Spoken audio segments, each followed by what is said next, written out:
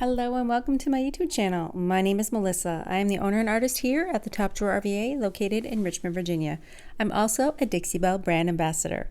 For today's project, we will be working on this vanity that has been living in my shed for way too long.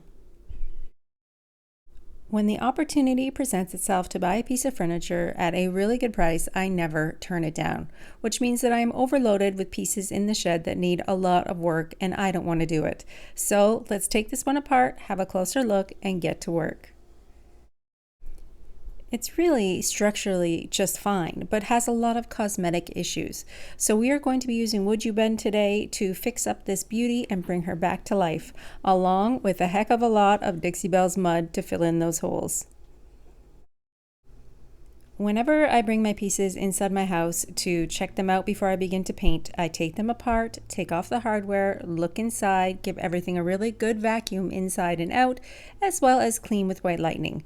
So this little beauty will get a paint job on the base, but the top is actually pretty nice. So I am going to be staining the top of this piece and painting the base.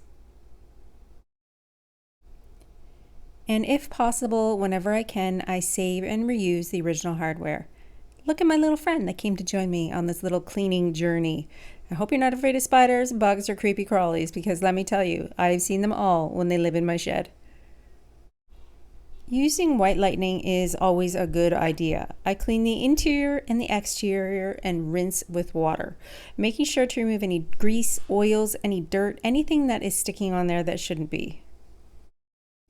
I am pretty sure that this vanity is a cherry wood on the top or a mahogany wood, and trying to sand through it was not working. So I got out my scraper and scraped off and sanded off that original finish on the top. Now that means we need to do some repair work before we tackle the base of this project. On the front of this piece, the damages were pretty significant. So I will fill in all of the missing holes with Dixie Belle's mud and then remove those top two pieces that are remaining so that I can fill them in with Would You Bend trim rolls. I went through my stash of Would You Bend, and this one is going to fit perfectly. It is the same width as that missing piece of trim on the front of the project. So let's take apart our Would You Bend trim roll and fill in those blanks on the front of this piece. Would You Bend trim rolls are a really great tool to have in your toolbox if you are just starting, or even if you are advanced level furniture painting, because it's going to fix a lot of little repair work that you usually don't want to tackle. It is the perfect tool to have on hand to fill in all of those missing spots. All you need is your trim roll, scissors, glue, and sandpaper. Once you heat up the back of that Would You Bend trim, it becomes bendable and cuttable, and you can then shape it to the exact size of where you want it to fit. I cut each piece to fit that small little spot, used my wood glue, and secured it in place. I also like the added detail that a little bit of scroll work gives to a piece of furniture, especially when it's a missing trim piece. Your eye is kind of distracted by the ornate detail versus looking at a piece and wondering if it was originally there or not.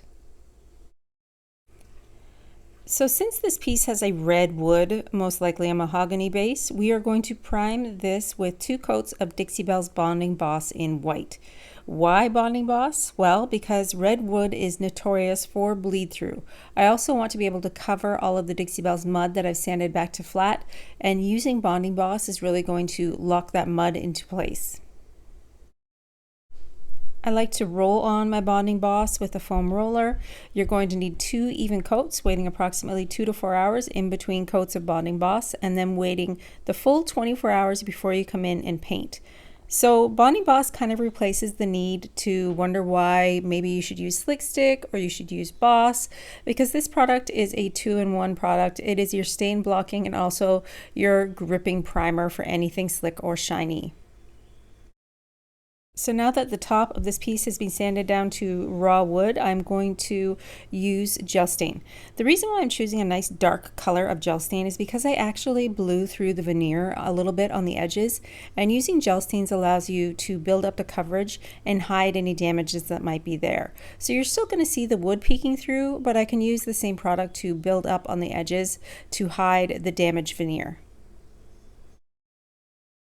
simply wipe this gel stain on. It's an oil-based product. I like to wipe it on in the direction of the wood grain and build up the coverage to the tone and color that I like. There are multiple colors of gel stain available, but you usually see me choose a color that's a little bit darker. I chose golden ash for this project because the ash is going to combat the redness in the wood. Personally, not a big fan of red wood, so we are going to disguise it and make it look more like a walnut using this color of gel stain. Remember that gel stain is oil-based, so it does take a little bit longer to dry.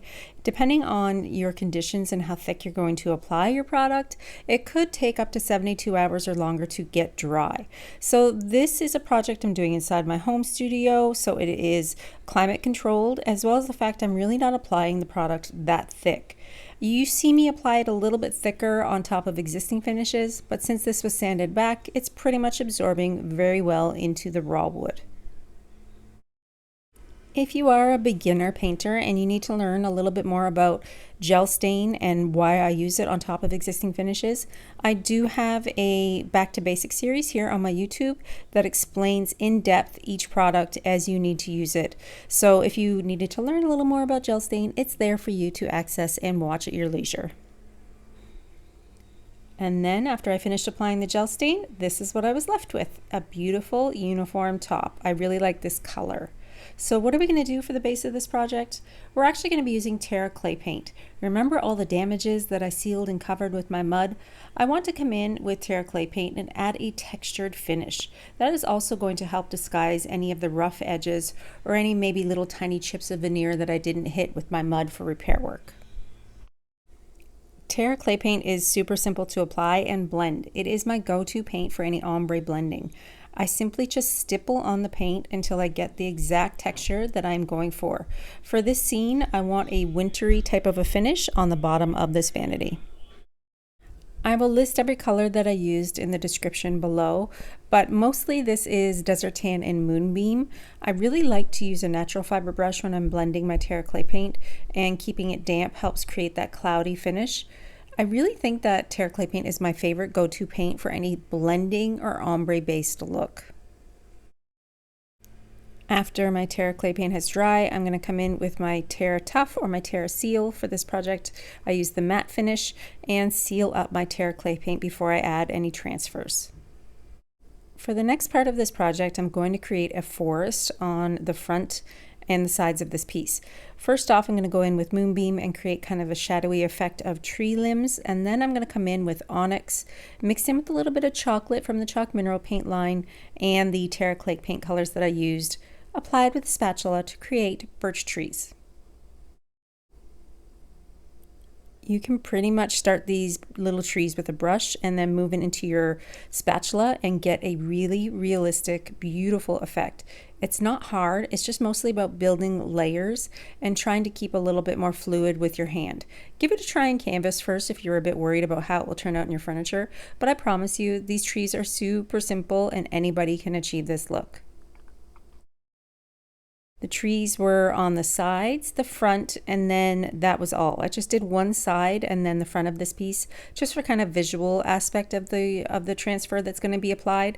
I'm going to be using a Christmas transfer from Dixie Belle to attach two little tiny birds, two little cardinals, to the branches on this tree, because I feel like furniture can be functional art. There's no reason why your furniture shouldn't be just a little bit fun, and adding a tiny little pop of red color on this snowy wintry scene is going to be a perfect touch.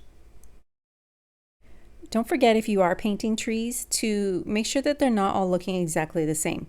Trees are not all the same, so make sure that you're spreading them out. Some are bigger, some are smaller, some are crooked, some are straight.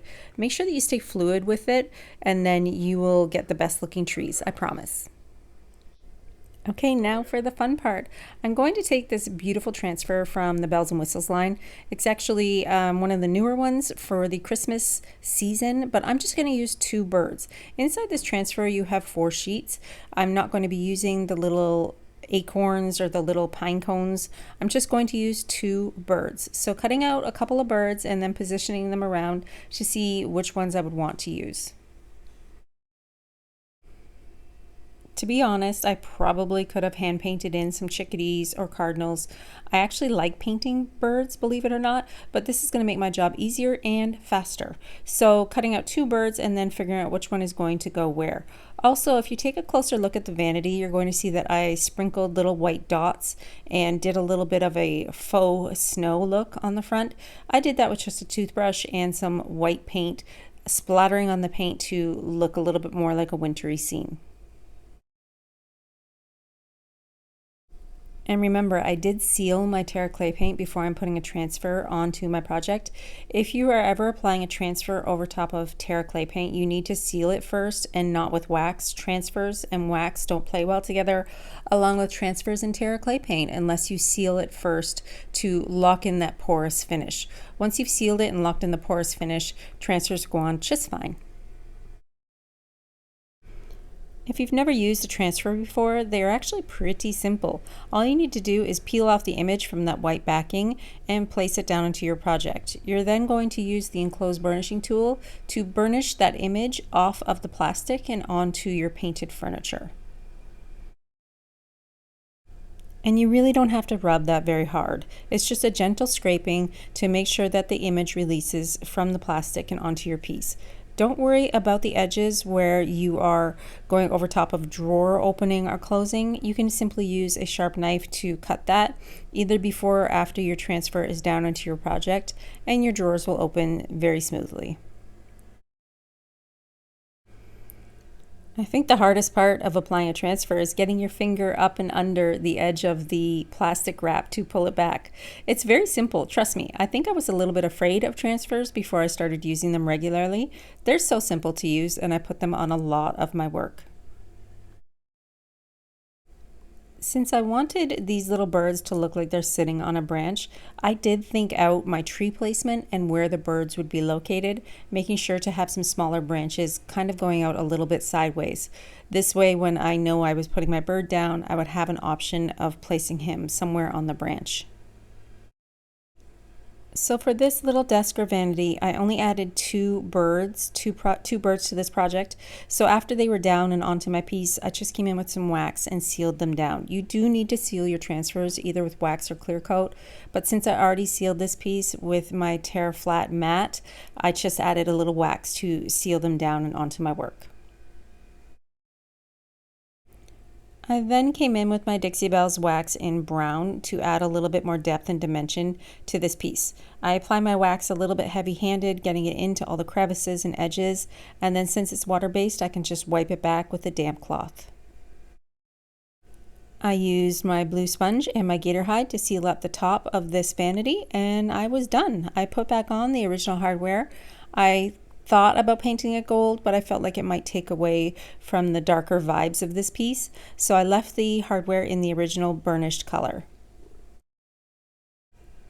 When I put this piece all back together, putting on the hardware and looking at this piece all the way around, I absolutely love it. I think that it is definitely one of a kind piece. It is hand painted with a little bit of transfers, and I know it's a little bit out there and not everybody's cup of tea. But why shouldn't your furniture be functional art? I could see this piece in a neutral bedroom or a neutral office. There's got to be somebody out there that loves cardinals as much as I do. I really like the contrast of the stained top, which would be helpful if you're using this as a writing desk or a makeup vanity. It's sealed with Gator Hide, which is Dixie Belle's toughest top coat, so it's super well protected. And I love the texture on the base of this piece. If you were hesitant to try Terra clay paint because you weren't sure what you could create, I suggest trying the smaller little 4-ounce sizes. They cover a lot of square footage and you're really going to get a feel for the product.